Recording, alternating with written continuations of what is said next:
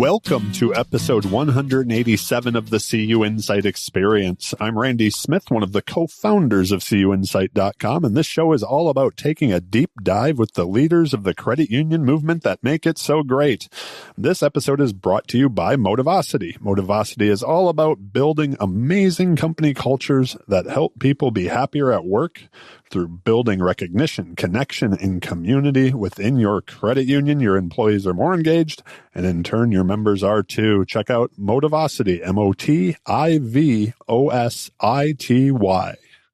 Today, I'm having a conversation with Lisa Florian. Lisa is the president and CEO of Clearview Federal Credit Union. And with that, let's jump right in. Welcome to the show, Lisa. Thanks for having me, Randy.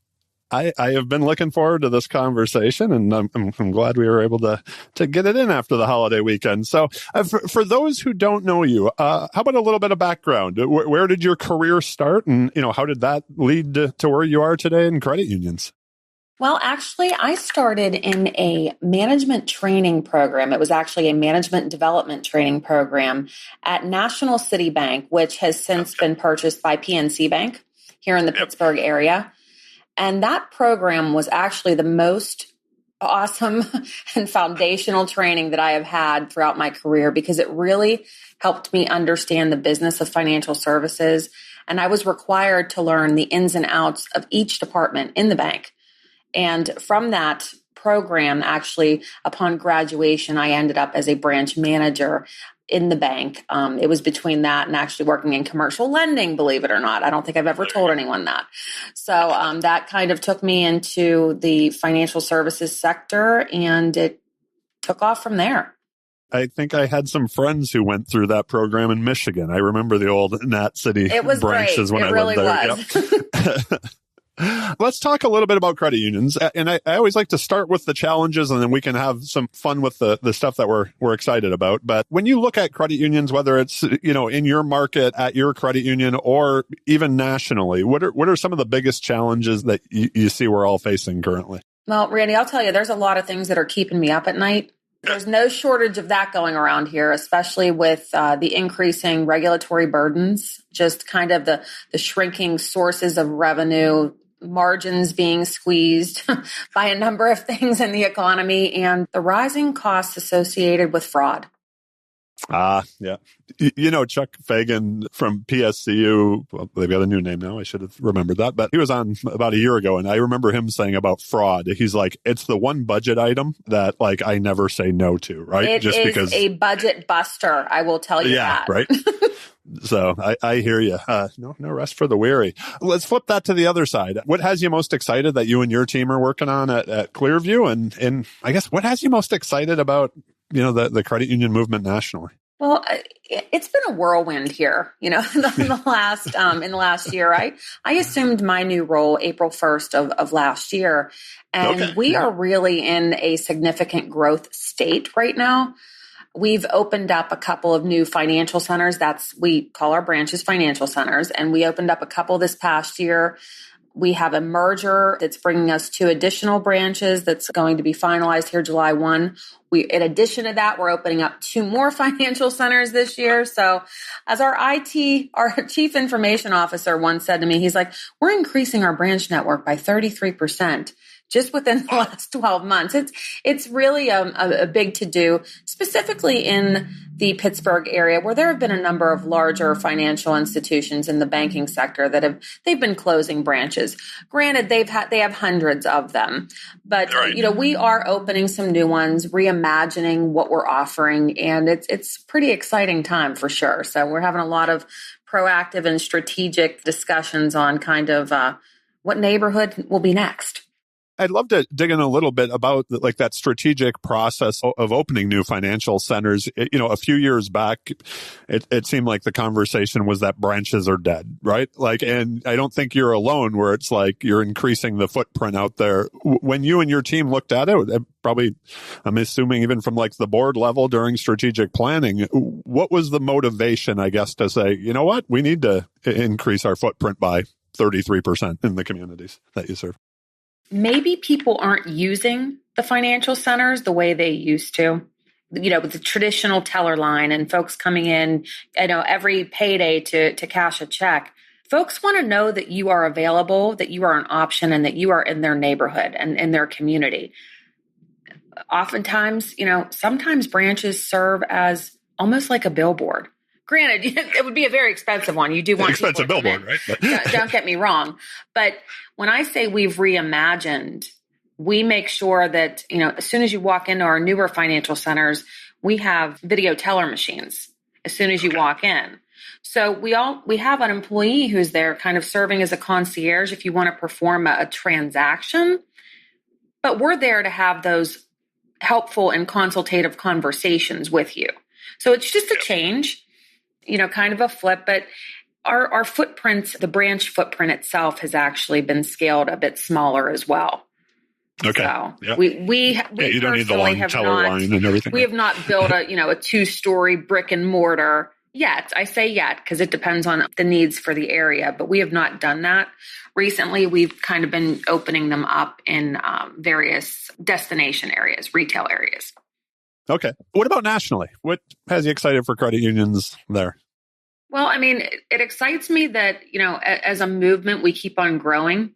Even though we see the physical number of credit unions are decreasing because of mergers and acquisitions, there's still a great opportunity for all of us to expand our services to members across the industry. It's kind of what we do as credit unions, right?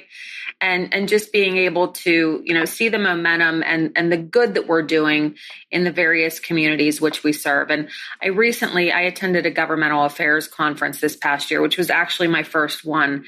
And such amazing, I know, I can't believe it. I've been in this industry for over 25 years. It was my first governmental affairs conference, but just the stories and, even when we're going and we're talking to the legislators, everything that we're really bringing to the table as a movement is super exciting.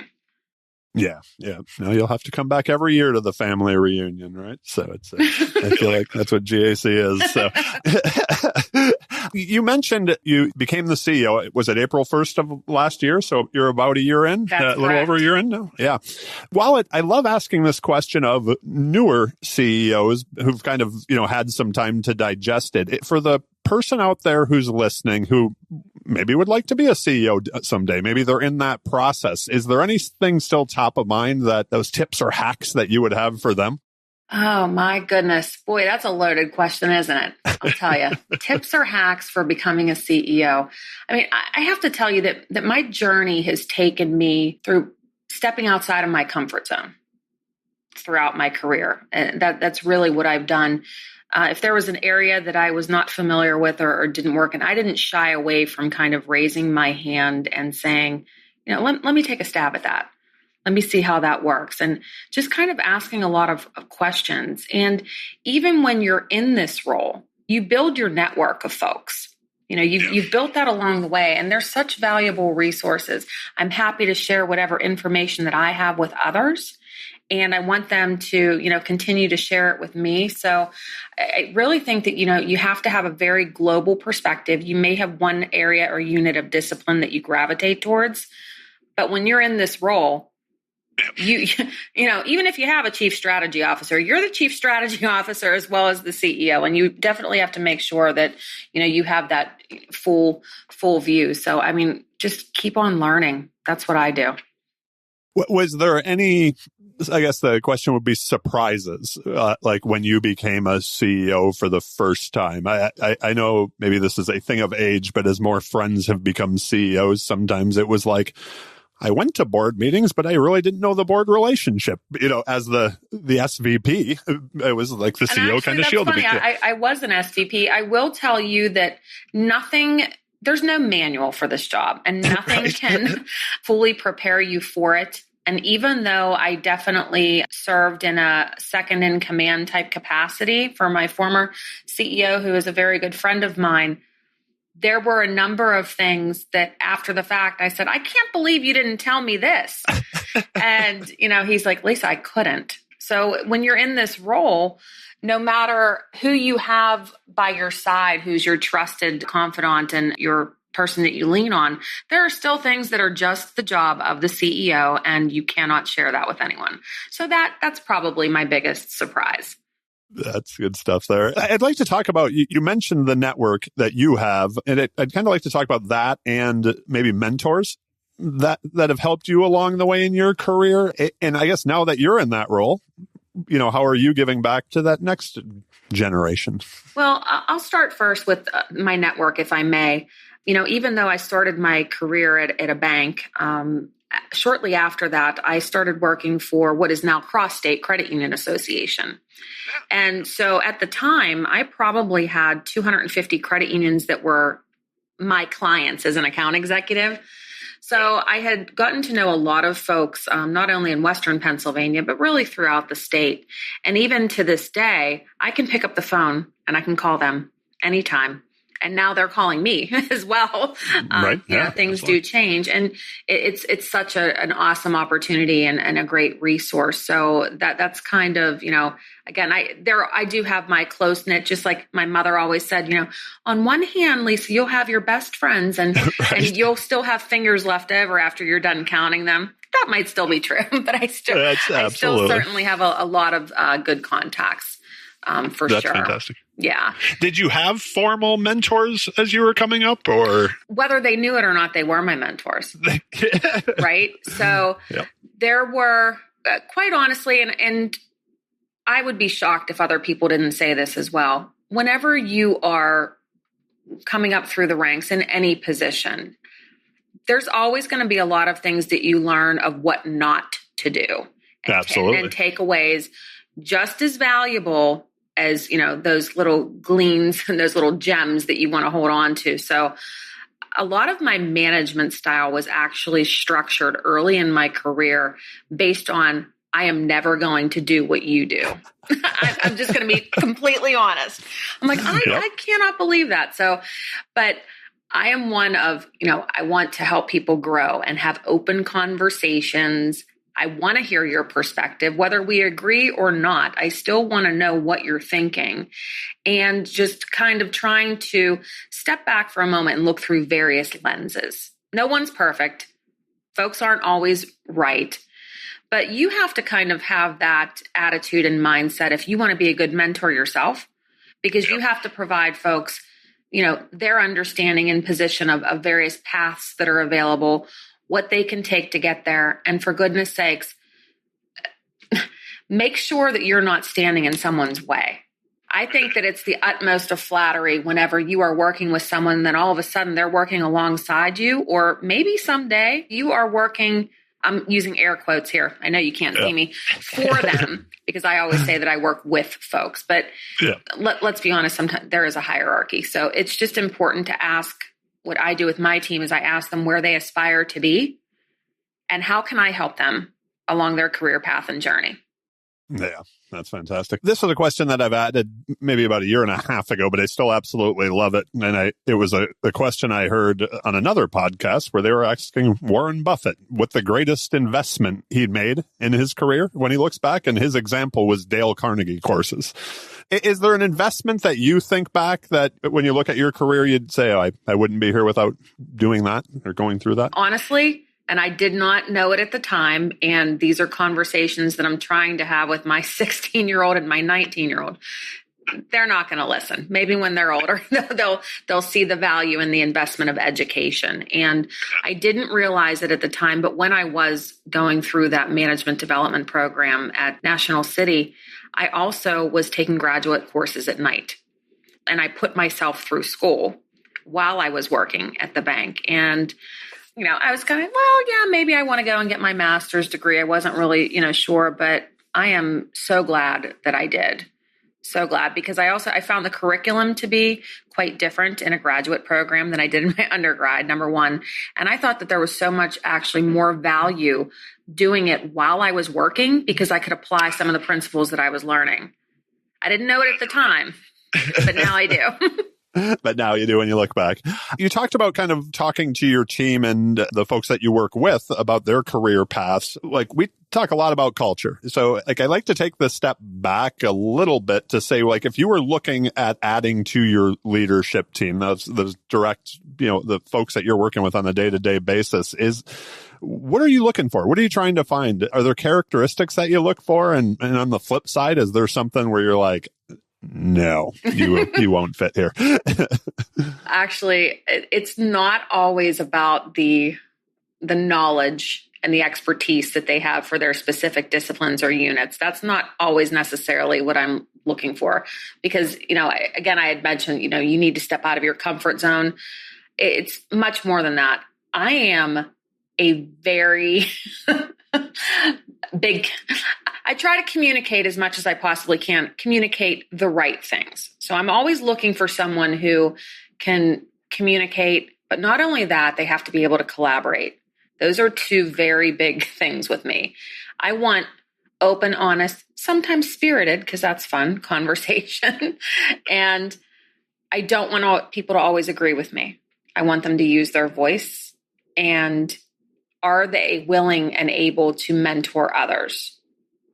So those are some things that I try to look for. You can't always get through that in an interview type process. Tough, right? Yep. When we recently, when I reorganized a few months after getting in this role, I had worked with some of these folks for a number of years. And so now I just am working with them in a different capacity. So when realigning, I looked at all of our business units, the talent that we had, and decided whether or not that was a path that I wanted to move forward with. And I shifted a lot of business units around that didn't quite fit.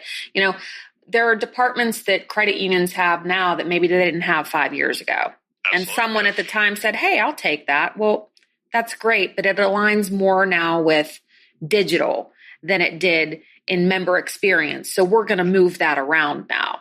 So that was a lot of what we did. And as we continue to grow, quite honestly, it's going to happen again. You can't kind of set it and forget it, right? Absolutely. So you took a look at the whole organization. You come in, you get the CEO chair, you're making some changes. How did you create, I guess, like, let's just say a space where people still felt comfortable, kind of speaking truth to power and, sharing their opinions? And I think it might even be a little more interesting because you worked with a lot of these people as peers before you became the CEO as well.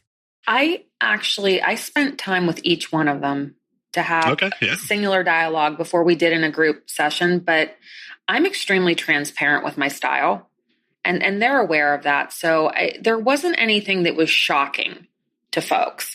Maybe some of the moves for business units, it was like, well, I don't really understand why that goes here. And ultimately, I would explain it, but it's really a matter of going back to that whole communication and being open with folks. Whether they like it or not is one thing, but they respect it. And they were aware. It's like a performance evaluation. You never want to surprise someone with that. That means you're not talking. That's something that took me a while to learn. I'll be honest about that one. It was just like, what? I thought you said I was doing great 2 weeks ago. No, right. Yeah. Sorry. Just didn't take the time to have the conversation. But, my guess is that we grew up reading a lot of the same business books and things like that. And I think our view, you mentioned earlier, like a lot of your leadership style has come from watching what other people did and say, I don't know. It's not it, right? So like today, 2024, what do you think makes a good CEO or a good leader in general? Well, there's a number of things. We might be here for a while on this one. I'm not sure. You don't have to have all the qualities, but you have to have some of them. No, and in order to be a good leader, first of all, I always feel that personally, I want to be relatable. I don't like when folks, so we have 4 floors in our building, in our main headquarters building. And I don't know why I've always kind of been taken aback. People are like, oh my goodness, the 4th floor. Almost like it's a bad thing, right? I'm like, or I just walk in and I try to go to all of our new hire classes whenever I can, or at least connect virtually, just to make sure that, hi, I'm Lisa. Yes, I'm Lisa. So, humble and confident. I moved up because I wanted to make a difference. And, it's not about power. It's about the ability to make a positive difference within an organization. So in order to do that, you have to have a vision. I know I sound like a broken, we know records, right? You have to be able to communicate that vision. You want to make sure that you're rallying everyone around it, thinking strategically, and things change. So you better be adaptable and empower those around you. Encourage them to use their voice and be resilient. Understand that there are going to be setbacks and there are going to be challenges. And you know what? You have to take risks in this business. You have to understand your own risk tolerance, that of the organization, and, make business decisions appropriately. So, and also understand that you have to have thick skin. So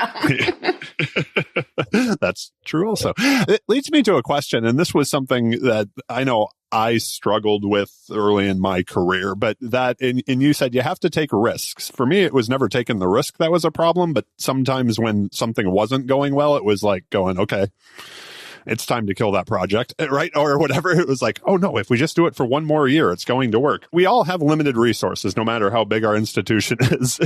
How do you make sure, there are so many different opportunities, right? That you're number one, you're going after the right ones, and that you readjust when needed so that you're not throwing good resources. I don't want to just say money, because it's time, it's people, it's everything after, bad. So how do you keep moving fast, but also know when to pull the plug? Randy, were you in my executive leadership team meeting this morning? Because we were just talking about these things, So yeah, sometimes you have to, when we kill something, I don't want to say killing because that sounds like it's a failure, right? It's not the case. Right. It may not have worked out, but when that happens, it's been an opportunity for us to review why and move forward. What we want to make sure that we're doing is, throughout our process, is not going down a path continually and then keep kind of pulling the plug on stuff. It's like, what steps did we miss along the way to make sure that we're kind of improving the process, not only kind of the end goal, but the process in getting there? Because a lot of times if I would have just known this one thing at the beginning, we would have never even ventured down that road. It's just trying to look at it through a more productive way. It better serves the organization. And honestly, with some things, it might have been right at that time, but the game changes. That's what I was going to say, that like the legacy things are often tougher, right? Where it's like, well, we've always done that. Right. And, again, you cannot predict some of the things. The best well-laid plans, can just be ruined. It happens. It does. That's for sure. You just have to pick yourself up and move on. How about just a quick question on the board relationship? A lot of folks that do listen to this podcast are, in the C-suite, and they're hoping to be CEOs someday. And as you came in, you talked about with your senior leadership team, having those kind of one-on-ones. Was there anything when the board chose you as CEO, you also did as far as to build that relationship as well? Well, thankfully, in my prior role, I did have exposure to the board in my former SVP position. And I was also included in our strategic planning sessions over the last few years. So I was definitely honored whenever our former CEO took a different opportunity that the board came to me and only me to fill this role, which is it's a bit unusual, I think, in this day and age, but they did have that trust in me from the onset and made sure that they communicated that with me. It's an ongoing conversation with the board. Like I said, I try to be as transparent, and I'm committed to that and inform them appropriately. There's always growing pains and challenges whenever you have someone who's new in that role. So we talked about in the beginning, the expanded kind of footprint in your communities. I think over the past few years, we've also realized what, now I'm doing air quotes, work. It's not necessarily a physical space always. And, pre-pandemic, most credit unions, most financial institutions, period, were, skeptical of remote work and things of that nature. What does a career in credit unions, you talked about your kids being, I think you said 16 and 19. When they get out of college, what would a career in credit unions and banking, and what does that look like, do you think, a few years from now? If you're asking me from a physical, workspace perspective, I'm not sure. It's a mixed bag out there. I'm a very big proponent, and we are here at Clearview, of a hybrid model for those in the back office space because it's worked for us. Our productivity has not slowed. Communication is always a work in progress. Anytime you offer up a survey to employees, they'll say, oh, well, departments need to collaborate more. They need to communicate more. And then you ask them why and what, and the answers kind of still remain the same. And it's just, well, they're just so busy doing what they do. They don't stop to think, oh, I should probably tell Randy.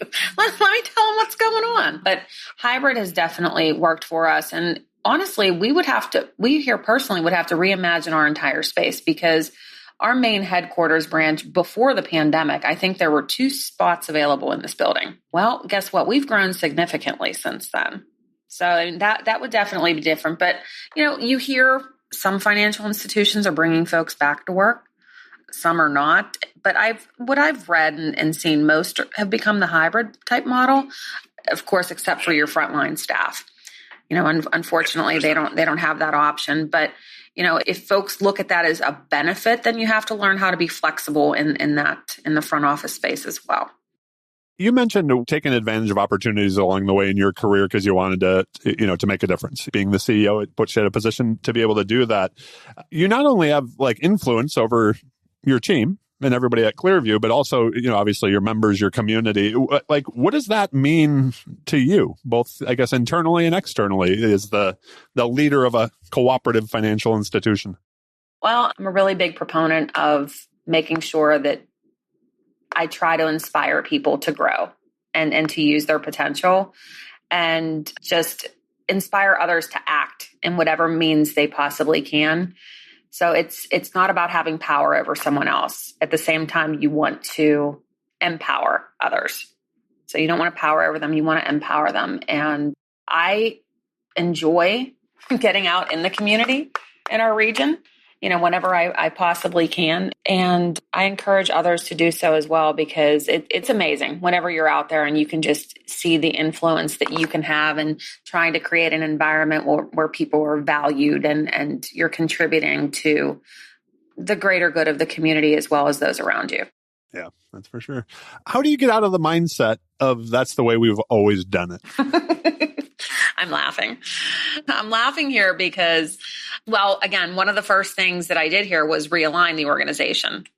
Okay, that was kind of part of my 90 to 120 days. So Randy, if I don't know if that doesn't send the message of we're not always doing it this way, that was definitely part of it. We broke away from a model to a structure that was needed for now.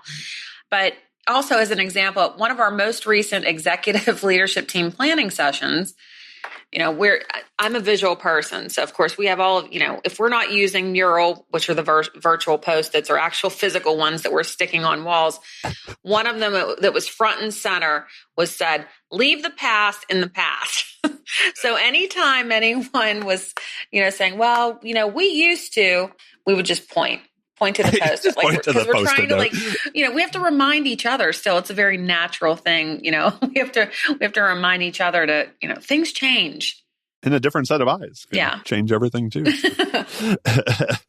Before we kind of wrap this up and move on to the rapid fire questions and have a little fun with those, was there anything that you were hoping I was going to ask you or bring up today that I didn't hit on? Honestly, no, but I am going to say I'm extremely flattered to have been chosen. You've featured so many great people in our industry, and I'm flattered and honored. So it was really exciting for me. I appreciate you making the time. It's fun to have these conversations over the last few years. So, okay. So the rapid fire questions, the questions are rapid, but your answers don't have to be. So what was the first job you ever had? The first place you made $1? Outside of babysitting for neighbors, I was actually the drive-through person at McDonald's. Very nice. There's somebody else that was on recently was McDonald's was their first job too. I'm sure there's a lot of people out there that's the case. When was the last time, either personally or professionally, that you were just amazed? Amazed. Well, I actually went to an event the other day for a sensory classroom that is going to be at Frick Park, is the largest park in the Pittsburgh region. And there's going to be a space now for folks who have mobility and sensory issues so that they're going to be able to explore different parts in the park. And I'll tell you what, I was completely amazed by the project itself. And it gives folks the ability to see things the way that perhaps you and I have seen them. Yep. Okay. Because they're going to actually be able to, have that accessibility. And, aside from that, just the power that we have as an organization and the difference that we made and how thankful people were that we were involved, not only professionally, but personally. It drives me. So it's just, I'm generally amazed by the appreciation that folks feel whenever we do things like that. So that's pretty cool. Is there anything that's taken up that personal growth space for you currently? What are you working on? Well, I'm trying to work on myself. I need to find some self-care time. I preach work-life balance, and I'm always making sure that others have that, except for myself. I need to live the balance part. Yeah. Then maybe the next question, you can share what you try to motivate others to do, because that's, often on the path to the CEO chair and being the leader of an organization can work a lot. It can take up a lot of the space, often to the detriment of some personal relationships, right? So what have you lived and learned along the way? What are you trying to improve on, I guess, where you're... One thing I will say is I never compromised putting my family first. Okay. My boys, I was always at every game. And I was very vocal to whether it was, for a prior boss or even our board now, there were just certain things that I'm not willing to miss for my kids. So that's definitely a message that I would give to folks. You can have that. And then when you're there, you better be present. Because if you're going to go there and you're going to have your head in your phone the whole time answering work emails, then you may as well not be there at all. So because they will notice. Yes. So my boys can definitely say that I've always been there for them. So just plan, schedule, and be present. As for me, one of these days, Randy. Okay. It's a work in progress. That's right. I've tried to stop using that, like almost the balance term, and just using more like integration, because it's all parts of it. It's not like it's always equal, right? You're exactly right, though. And you're never going to achieve perfect balance to begin with. Something is always taking more resources than the other. So absolutely. So what's the best piece of advice you ever received? And do you remember who gave it to you? Actually, it was my parents, and my parents always told me to do my best. And if I failed, that's okay. Learn from it and move on. But if you aren't doing your best, you're going to know it and you're going to feel it. And it might sound simple, but when I was younger, I didn't like that feeling when I knew I wasn't doing my best. I might have been, maybe I was trying to slack a little bit in school, but, I didn't have a good feeling about it at the end. And it kind of helped me morph into what I am now and my work ethic. So that's kind of stuck with me. Is there something that you own or you've owned for a long time that you really should throw out? I'm not generally a hoarder. It's nothing exciting. I have a purse, and I'm not a big purse person either, but I have a purse that was bought for me 20 years ago as a gift for my very first promotion. Now, look, I would never take that purse out of my closet right now and go walking down the street parading it around. Yeah. But I hold on to it for sentimental value. So absolutely. What's the greatest album of all time? That one you can still listen to from front to back. I like all sorts of music. So this is a tough one because it kind of depends on my mood and which decade I'm listening to at the moment. I mean, I can talk to you about Nirvana's Nevermind to Michael Jackson's Thriller to the Rolling Stones, and the Foo Fighters are my husband's personal favorites. And I've even learned to like Taylor Swift. So you can't just get one out of me. She's tough really not to. She is tough. She's tough. Professional, that's for sure. That's right. So this question comes from NCUA Chairman Harper, but it's not about regulation. It's who plays you in the movie or biopic of your life? Well, this is hard. And this might seem silly, but now that everything that was once cool is back again. So Jennifer Aniston, I would say, because back in the day, everybody had their hair cut like her whenever she was on Friends, and I was one of them. So there's no other reason other than that. So. My guess is we are in a similar age range of each other here. So, from the music in that reference there as well. Go. Is there something you're currently reading or a book that you think everybody should read?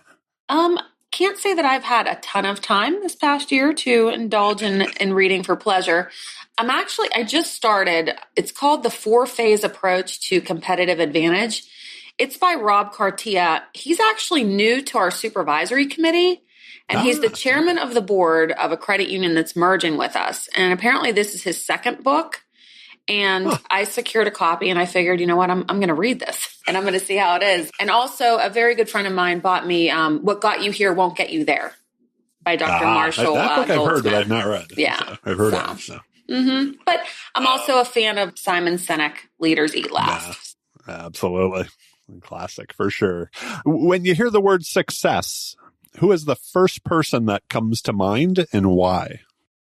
Success is very personal. It depends on the individual. So someone could say, oh, they're successful because I achieved their goals, or, you know, what's the impact they made? Are they happy? Only if I'm using my lens and what I deem as successful, I guess, could I really give you an answer? Because sometimes people will say, oh, wow, that person really made it. Well, okay, from an outside perspective, what's that mean to you? Is it because they're wealthy, or, you know, it really just depends on the individual. So, yeah, I love the question because I've told the story many times on the podcast that, like, the first person that pops into my head was a guy named Ted, who was a dive master on a dive boat, who was so happy to catalog turtles in Roatan. I was just like, this is this dude's dream, you know, like. And Ted was happy. Ted was happy. Ted was successful. There was nothing else he'd rather be doing in life, right? And I was like, that was beautiful. So. Last question. Do you have any final thoughts or you'd like to share with our listeners, or an ask of our listener? You know what? Final thought, just because you and I were talking a little bit about, you know, me trying to find that balance and, you know, folks, or integration, right? It's so important. Just remind folks to keep that as a top priority, because it's for your overall mental health, which is extremely important. If you measure success by your mental health, you know, I couldn't agree with you more on this one. So there you go. That is the perfect way for us to wrap this up. Lisa, it's been so great having this conversation. I've truly enjoyed it. We'll have to do it again sometime. If people have more questions of you, which I'm sure they will, what's your poison? Email, LinkedIn? How can people get a hold of you? LinkedIn works for me. That is awesome. We will link to that and everything else we talked about in the show notes. Thank you so much for being here today, Lisa. I greatly appreciate it. Randy, thanks for having me. A few things before we go. Please make sure to check out our sponsor, Motivosity, in the show notes. Motivosity is all about building amazing company cultures that help people be happier at work, and we are very grateful for their sponsorship and allowing us to have this much fun doing what we do. Please also subscribe to the CUInsight Experience on your favorite podcast player. We are on them all. And if you're looking for a book mentioned on the show today or in the past, a quick Google of the CUInsight Experience podcast book list, and your next read is on its way from Amazon, or like myself and many others, take a look on Audible, and you can listen in the car, on a run, or up for a walk. Last but certainly not least, I want to thank all of you for listening. Y'all rock, and I greatly appreciate each and every one of you. I hope our paths cross again soon. Be well, friends.